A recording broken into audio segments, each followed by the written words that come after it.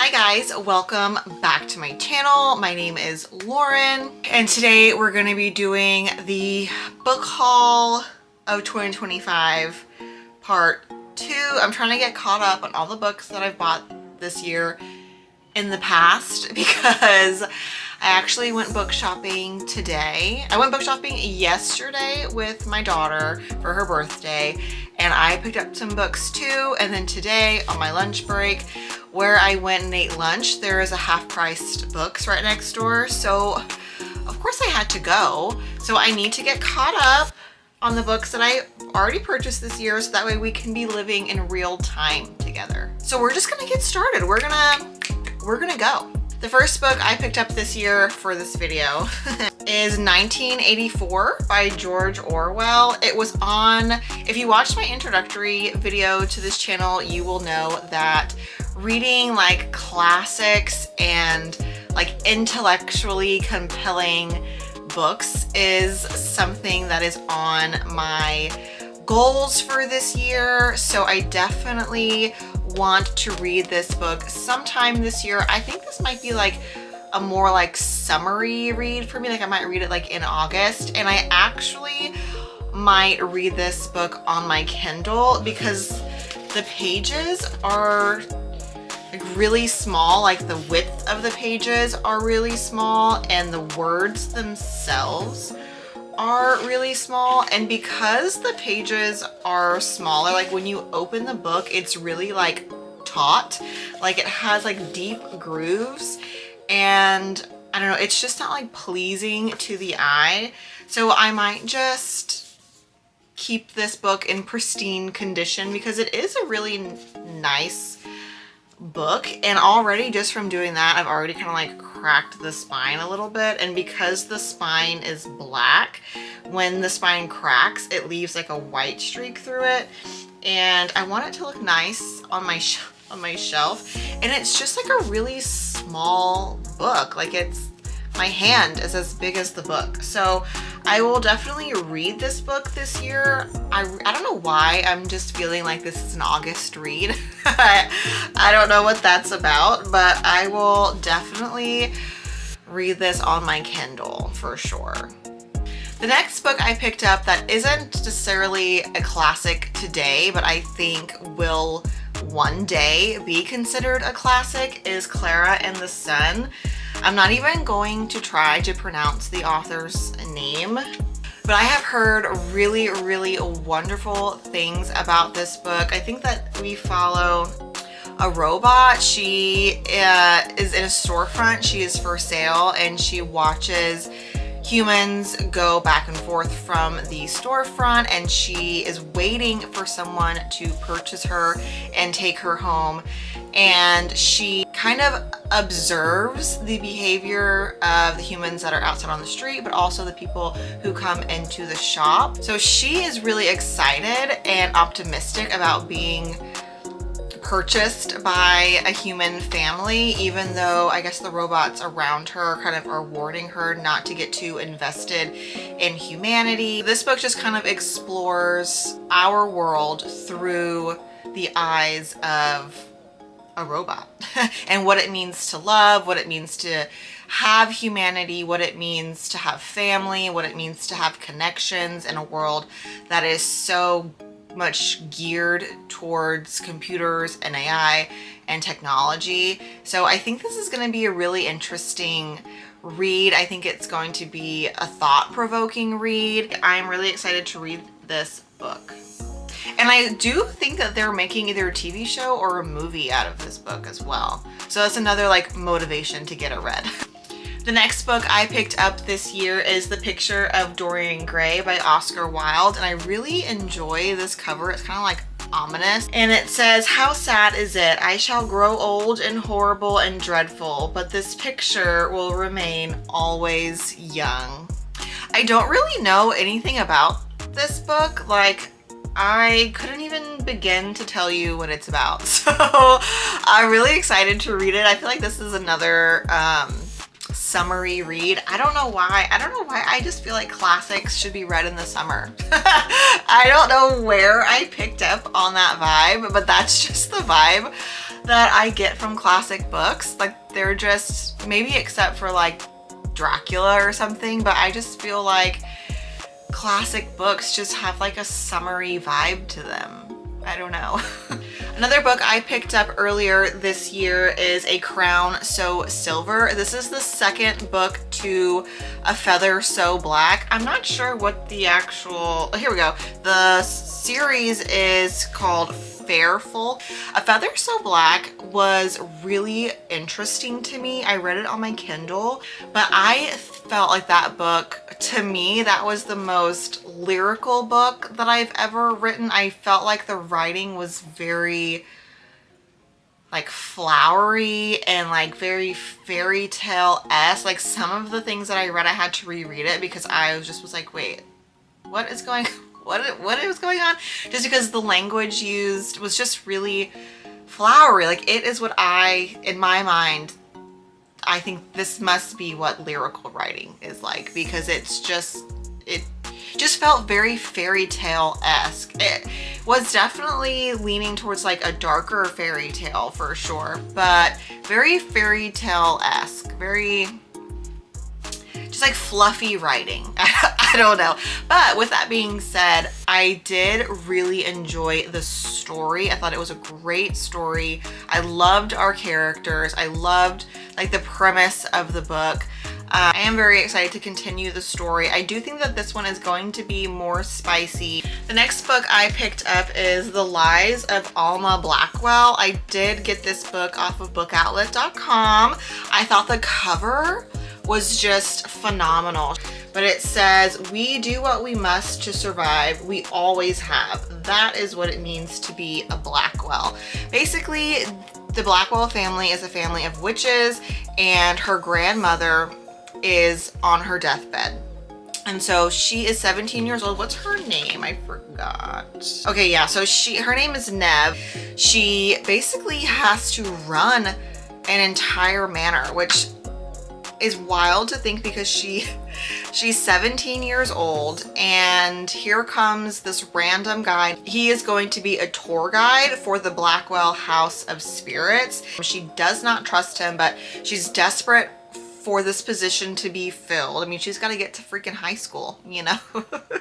So she ends up hiring him. But apparently Cal knows a lot about the Blackwell house and the history of the Blackwell family. And now that Nev is kind of stepping into her grandmother's role, she is starting to like learn things about the family history. The house is starting to reveal stuff to her, and it's obviously going to be a lot darker than what she expected. And her and Cal kind of bond over discovering the truth about not only her ancestry, but the house itself. And that just sounds freaking amazing to me. A haunted house, a witchy family, a dying relative that's holding secrets, a random stranger who knows more about you and the house than he should. Yeah. Another book I picked up this year is Nightweaver. I got this book from Walmart because it was way cheaper than it was at Barnes & Noble, and it's the same exact book, and it has these beautiful edges sprayed, and it says, "I will not let them take me." I think this is a YA book, but don't quote me on that, but I feel like it's a YA book. Ooh, I haven't even looked at the inside. The inside is really pretty. Holy cow, it's like a family tree, but it's just really pretty. The front is really pretty too. Got a little sailboat. Okay, I just read the back of the book. Maybe this isn't YA. This sounds like it might be steamy spicy. So I don't know. I don't know much about this book. I just thought the cover was beautiful, and I loved the sprayed edges. So, but yeah, I just read the blurb on the back, and yeah, it sounds like it's gonna be spicy. But if you have read this book, let me know what you think, because I just kind of read, I mean, I read over it whenever I bought it, but it's been a few months now, so I did not remember the synopsis of this. But it says that this book, like you'll perfect for fans of Powerless and Heartless Hunter, which I love both. We're definitely gonna be at sea. It says you say pirate like it's an insult. Okay, well, I'm excited. I have newfound excitement for this book. The next book I picked up this year is Filthy Rich Fae. I have Filthy Rich Vampire by the same author, and that book was a lot of fun. So I love Fae, so I figured why not pick up this one as well. I'm assuming it's gonna be the same vibe, just instead of with vampires, we're gonna be doing it with Fae. So I'm excited to read this. I expect this to be an easy, fun, just probably read this in one cozy Saturday night. The next book I picked up is The Starlight Heir. I think I got this book at Barnes & Noble, and I picked it up because it was on like buy one get one for 50% off. I went with this one because the little blurb on top says, my newest obsession, a breathtaking, sexy, romantasy adventure. And the person who said that is Rebecca Yarros. And Rebecca Yarros, if she likes it, then I have to read it, you know? Ooh, this is a good one. This is The Witch and the Tsar. I'm pretty sure T-S-A-R is Tsar. Correct me if I'm wrong. But The Witch and the Tsar, this is, I want to say it's Russian folklore. Yeah. We're following a young Yaga, which is a witch, and she's a half, so in this story, she's a half goddess possessing magic, and she lives in her own world, detached from humanity. She's been alive for so long that she kind of has removed herself from humans because she loses them, you know, like obviously she outlives them, and she also doesn't age, and so people start to kind of like question her, look at her funny, wonder like, how are you not aging? How are you still alive? Like, you can't really stay in one place for too long when you're forever 17. What prompts her to come out and re-enter humanity is her old friend Anastasia. She's now the wife of the Tsar, and she is suffering from a mysterious illness.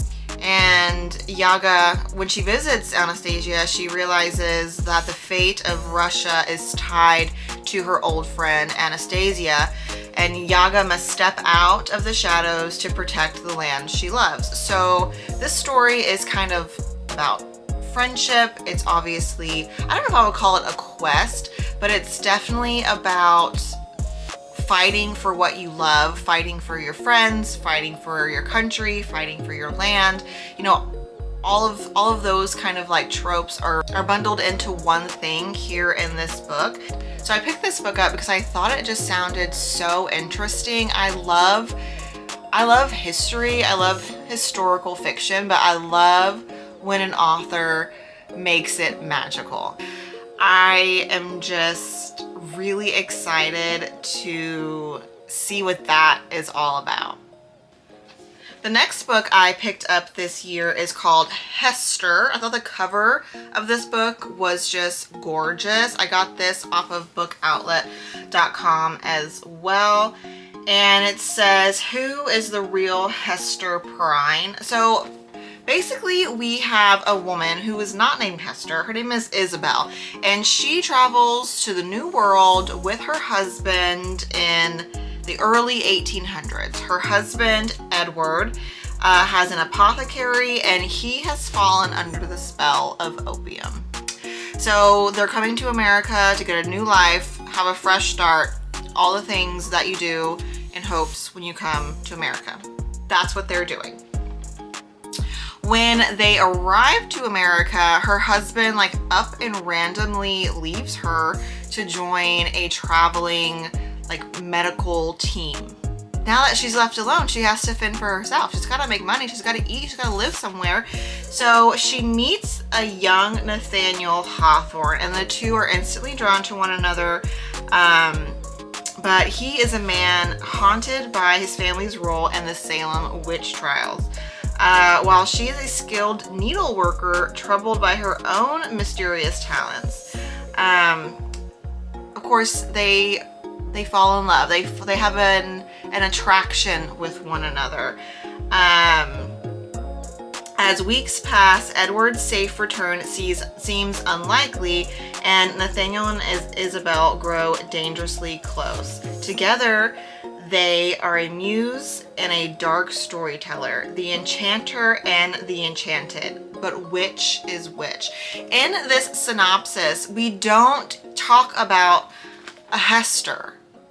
So I'm like, who is Hester? You're right. Who is the real Hester Prynne? So I guess we're gonna find out in the book. Also, we've got something magical going on. There is like an old connection between women who do needlework and witches. So, and now that they're in America, they're in Salem. So I'm thinking that something witchy is going on with Isabel, and Nathaniel is falling in love with this woman who has maybe witchy tendencies, and he comes from a family that participated in the Salem witch trials. I'm assuming they participated in a negative way. So I'm excited to see how those different, storylines are explored within this book and how they all kind of come to connect. And I wonder if Edward ever shows back up. The next book that I picked up this year, I actually ordered off of Fairy Loot. It is their edition of The House at Watch Hill. I just thought this book was so beautiful online. There's like beautiful artwork going on the inside. There's artwork in the back of it. The whole thing is just gorgeous. In this book, we follow Zoe Gray, and her mother has suddenly died, and she receives a call from an unknown attorney in Divinity, Louisiana, offering her an inheritance from a long-lost relative. With nothing left to lose, Zoe heads to Divinity and discovers a sprawling mansion that seems to pull inward. Watch Hill. An entity cloaked in shadows and laden with secrets, but there's a catch. She must endure 3 years alone within its ominous walls to claim her fortune. It says, unaware of her own ties to the house, Zoe must confront ancient evils and unlock something deep and dark within herself before evil consumes her completely. So that sounds exciting. Because there is a man on this last page, I'm assuming we're gonna have some kind of love interest in this book. Maybe like a handyman, or maybe the attorney that calls her. I don't know. Oh, you know what? We've got a captivating Scottish groundskeeper. So we've got a spooky house. We've got a random relative with a steep inheritance that's left to Zoe.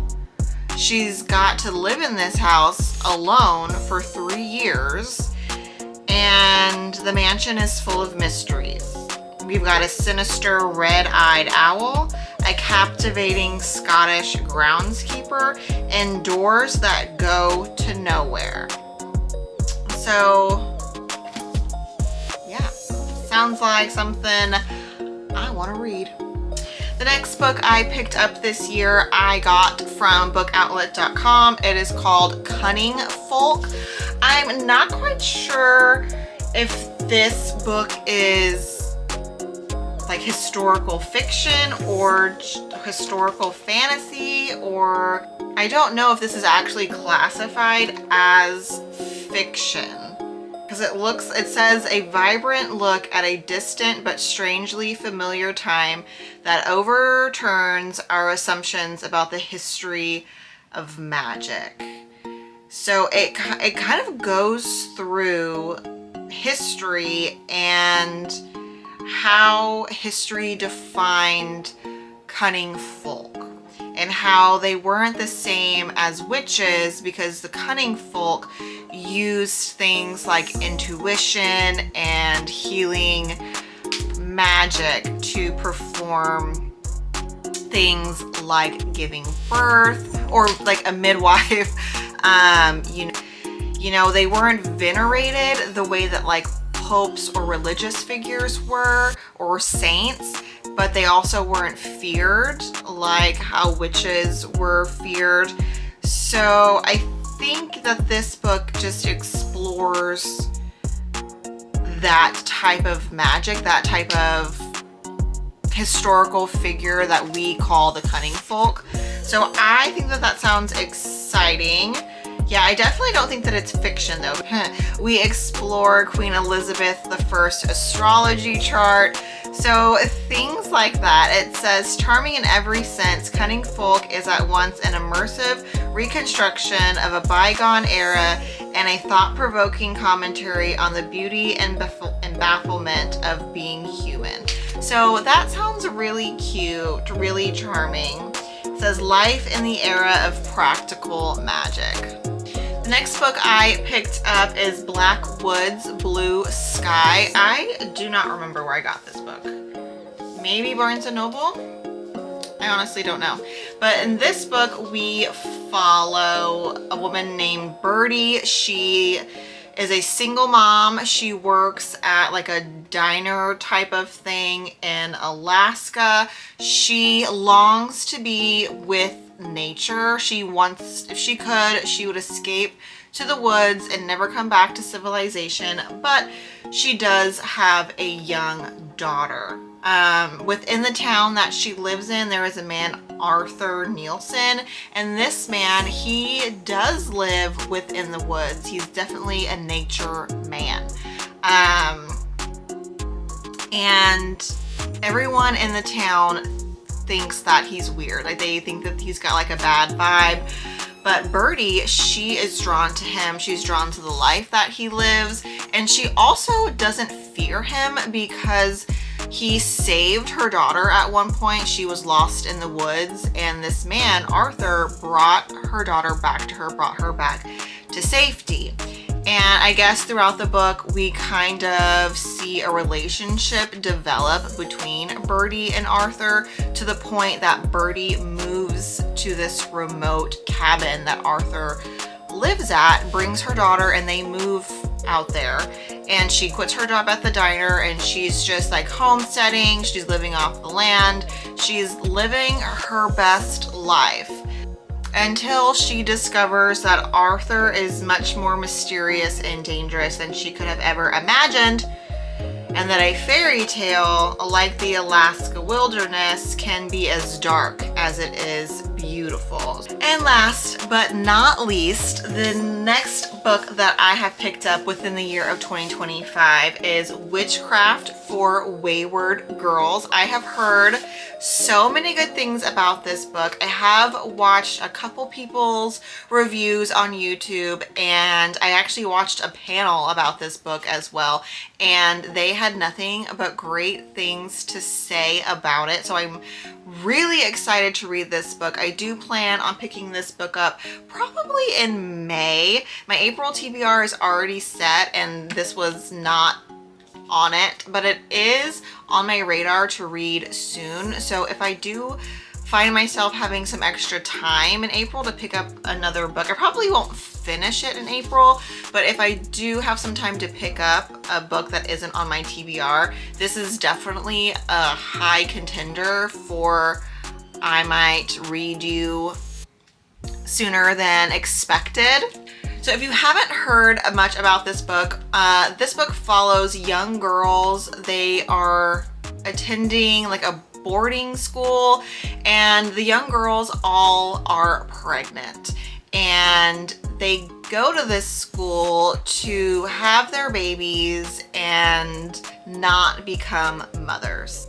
So this book is about a group of girls kind of fighting back against that idea. Like some girls, she's convinced she's gonna have her baby, she's going to be with her baby's father, and they are gonna live happily ever after. We follow another girl who's determined to get out of this school, follow her dreams of being a musician, and marry the father of her child.